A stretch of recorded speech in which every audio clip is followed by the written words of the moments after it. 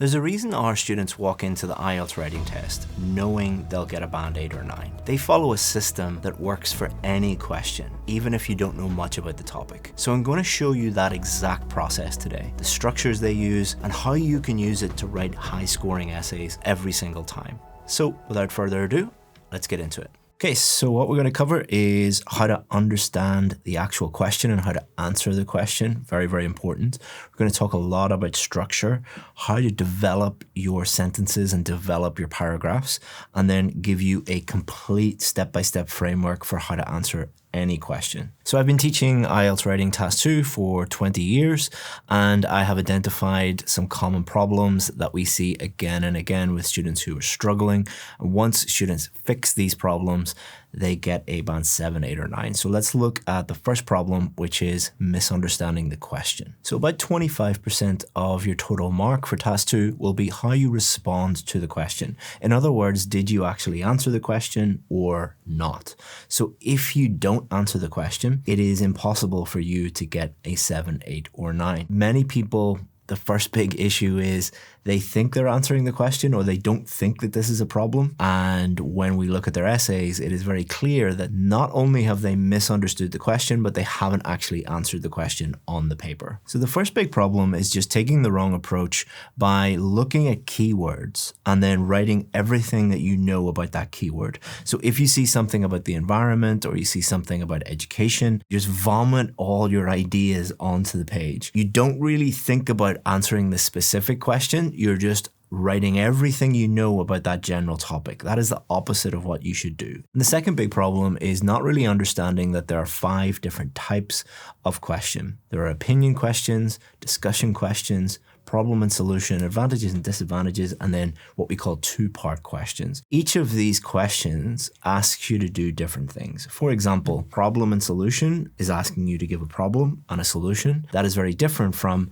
discuss the advantages and disadvantages. So if you don't understand the question and the specific thing that they want you to talk about, that often results in a very messy essay that is very difficult to understand, what we call a headache essay. It literally gives the examiners a headache, and you don't want to do that. It leads to lower scores. So how can we overcome that problem? Well, we have a very simple 3-step process. Number 1, identify question type. Is it problem and solution, advantages, disadvantages? What is it actually asking you to do? Then underline the key parts of the question, not the general topics. You're looking for the specific things within that topic that they're asking you to talk about. So for example, should primary school children wear uniforms? So is it asking you about all school children? No, it's asking you about primary school children. It is asking you about primary school children. When children at the primary school level or at school, should they wear uniforms? You must talk about that, and you must answer that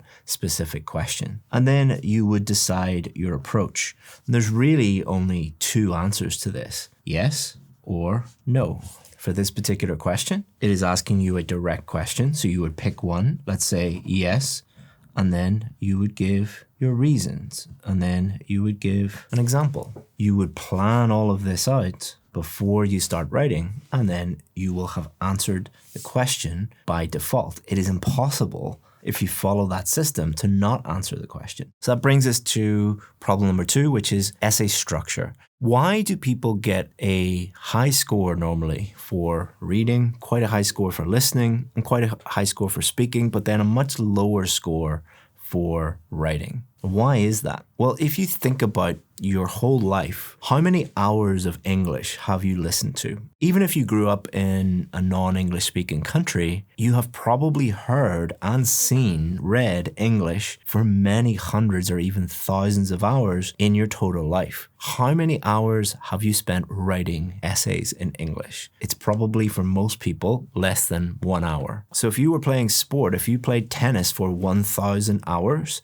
and you played basketball for 1 hour, which sport are you going to be better at? It's exactly the same with this. So what has this got to do with structures? So structures is a way of showing people how to write who are not naturally good at writing because they haven't been writing that much. The basic structure is introduction, main body paragraph 1, main body paragraph 2, and conclusion. Now, some of you might be thinking, well, I've seen other structures that have 3 main bodies, or I've seen a structure that has this or that. This structure, based on 20 years of teaching students, and we have more Band 7, 8, and 9 success stories than any other IELTS company in the world, we have figured out that this structure is the simplest structure that leads to high scores, because you don't want to make your job more complicated than it needs to be. In the introduction, you are introducing what you think about the question. You're stating your position. You're not going to go into detail. The detail comes in main body paragraph 1 and main body paragraph 2. In the conclusion, you are summarizing your position. You're summarizing your main ideas. Now, that is a very 30,000-foot overview of how to write an essay. We're going to go into much more detail now. If you have a look at this, what we do is we take all the different types of question and we just give you the complete structure, paragraph by paragraph, sentence by sentence. We show you what that would look like for a real question, and we give you these flowcharts that just takes the thinking out of it. Now, you want to think during the test, of course, but we want to just make this, again, impossible for you to not do the right thing. And then we've also given you these little checklists that you can use at home so that you can check while you're practicing exactly what to do. And you can use these checklists to look at your own essays and think, have I done the right thing? Because you don't want to do that on test day. You want to look at everything during practice and give yourself feedback and understand exactly what you're doing during your practice, so that on test day, it's just like riding a bike. You don't think about how to ride a bike, you just do it. So if you want to download all of these, all you have to do is go to the description and you can download those structures. Just give us your email address and we'll email them to you and you can learn from them. But don't download them and think that they're magically going to input into your brain and you're going to magically become better at writing. Watch the rest of this video because there's a lot more important stuff as well. The third big problem that we have is weak paragraph development. So we talked about before about, vomiting all over the page. Not literally, of course, but what students tend to do is they will start their main body paragraphs and they'll just write everything they know about that paragraph. And we also call this the shotgun method. If you think of the difference between a shotgun and a sniper rifle. A shotgun is designed to just spread as many little bullets out as possible and hope that you hit something. Whereas a sniper has one bullet and they are extremely accurate. When students tend to write essays with the shotgun approach, they add as many ideas in as possible into that one paragraph. Whereas a sniper, a Band 9 student, will use one idea in their paragraph and then fully develop that idea. But because a lot of people don't like talking about guns, we've made it nice and friendly for YouTube and we've called it the birthday cake strategy. So think of your main body paragraph like a birthday cake. You have different layers to that cake. Layer 1 is the actual cake inside. So once you have the normal cake, which is your idea, your main idea, you then want to put the icing around it, which is your explanation. You explain why that idea matters or how that idea actually answers the question. You're always linking it back to the question. But now we have the cake, we have the icing. What about the sprinkles? What about the decorations? What about the candles? Those are the examples. All right, so we want to have our main idea, our explanation, and then the example. These are things that we can put into our paragraph that support our idea. This is evidence to support and show this is why the idea is actually true. Every paragraph should follow this system. But again, just like I said, you can't just download the structures and insert lots of random ideas. You have to think about what you're actually doing with these. So here are some common mistakes that we see even when we give students those structures.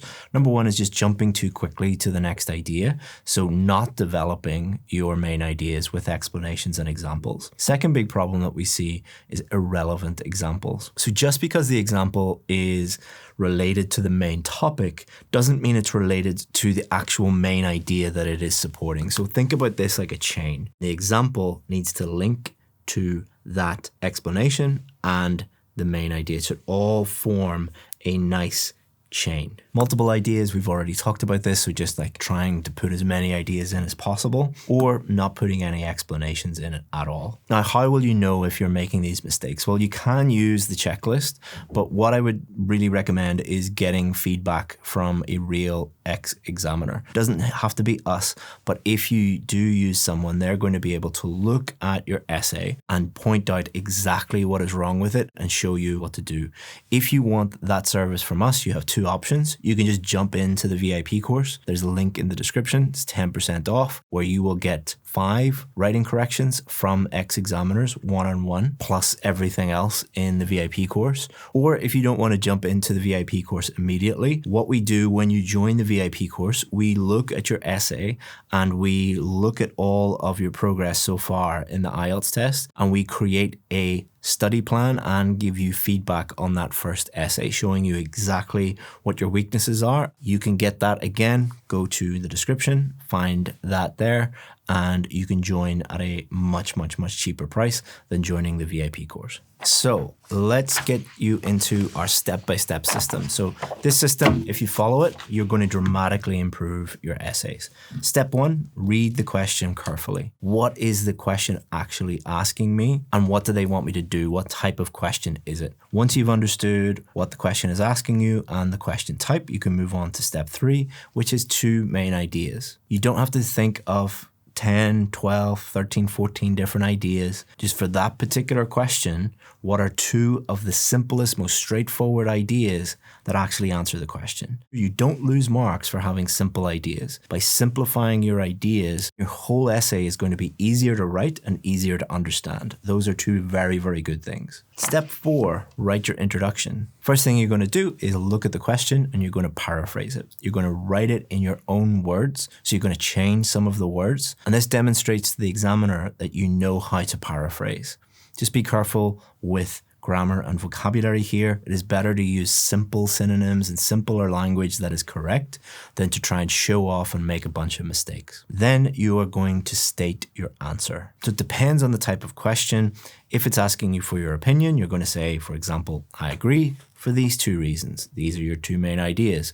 Or if it says, what's the main advantage and the main disadvantage, you're going to say the main advantage is this and the main disadvantage is this. So you paraphrase the question, you've answered the question, then you can move on to your main body paragraphs. So you're going to state your main idea, you're going to look at your introduction, take the first main idea, then you're going to write that in your topic sentence. You're then going to explain why that main idea actually answers the question, and then you're going to give a specific example. That's your first main body paragraph, then you're going to move on, you're going to write your second main body paragraph. And that brings us to the final step, which is our conclusion. So you're going to take your main ideas and your answer to the question from the introduction, and you're going to repeat it. Now, many people will tell you, don't repeat words, don't repeat anything in your essay. Your conclusion is a summary. A summary is repeating what is in the rest of the essay. Make sure that you state the main ideas again and make sure it's clear what your answer to your question is in the conclusion. A way to do that is just look at your introduction and paraphrase your introduction. If you want to see what that looks like with real students, I'll put a little pop-up in one of the corners here, and you can see how I went through this step by step with a real student.